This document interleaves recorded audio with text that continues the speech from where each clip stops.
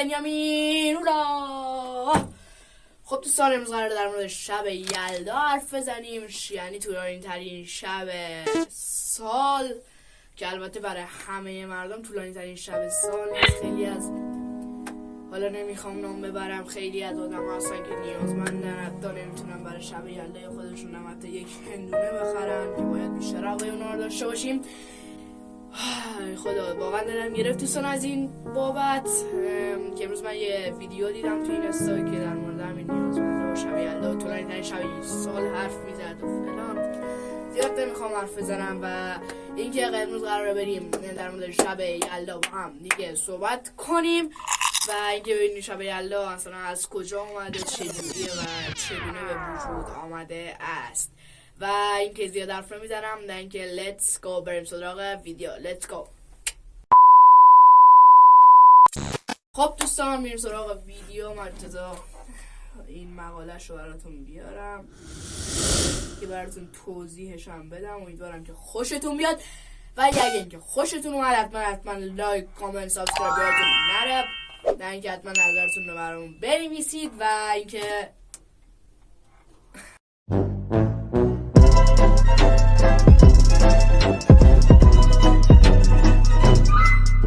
خب دوستان، میایم سراغ شب یلدا، یعنی طولانی ترین شب سال، که یکی از کهن‌ترین شب‌های یا همون جشن‌های ایرانی هستش که در این شب یلدا در 9 آذر سال 1401 ثبت میراث جهانی شد و اینکه و به این اسمای دیگه هم میگن شب یلدا، شب چله، جشن چله یا جشن یلدا، همه چی به این میگن. و اینکه همین دیگه، شب یلدا آخرین روز پاییز و آغاز فکر کنم زمستون باشه اشتباه نکنم. بله.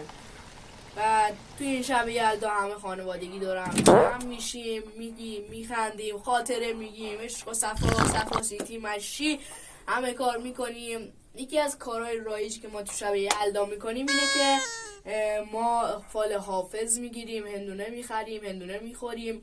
بعد همین دیگه، زیاد نمیخوام صحبت کنم، همینجور فقط خواستم شب یلدا رو بهتون تبریک بگم. امیدوارم که روزای خوبی رو در کنار خانواده خودتون داشته باشید و اینکه حتما ما رو هم دعا کنید و التماس دعا، اینکه امیدوارم شب یلدای خوبی رو در کنار هم سپری کرده باشید و اینکه من یه ویدیو شب یلدای شادم براتون میذارم توی همین ویدیو. امیدوارم که همیشه دلتون شاد باشه.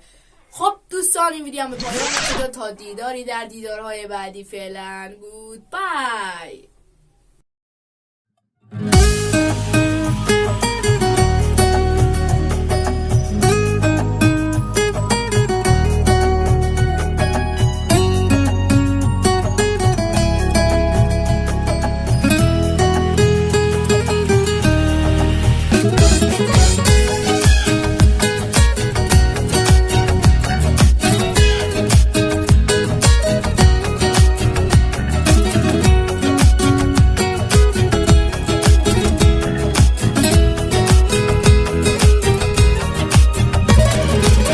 شب اول زمستونا توی خونه پر مهمونا،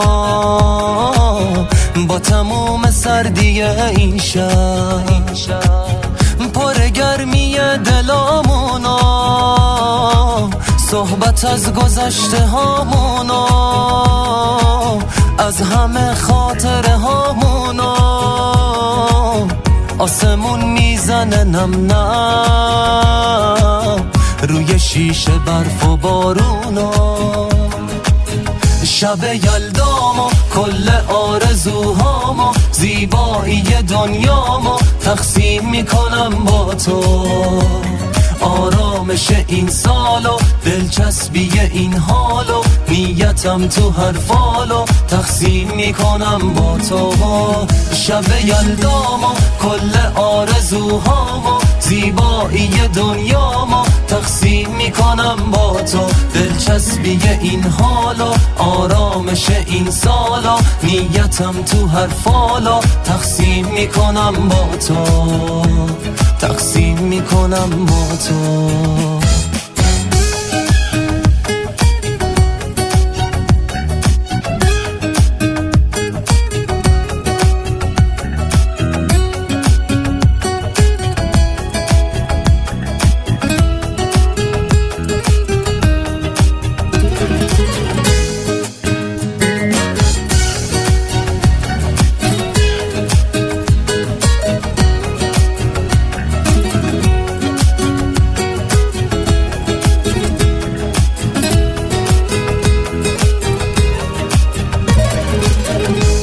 نوبت هر کسی بینه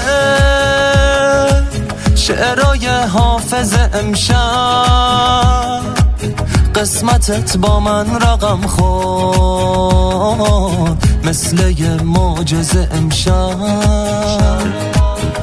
توی این هوای عالی تو شب بلند یلدا چه تماشایی با تو برفی که میاد تا فردا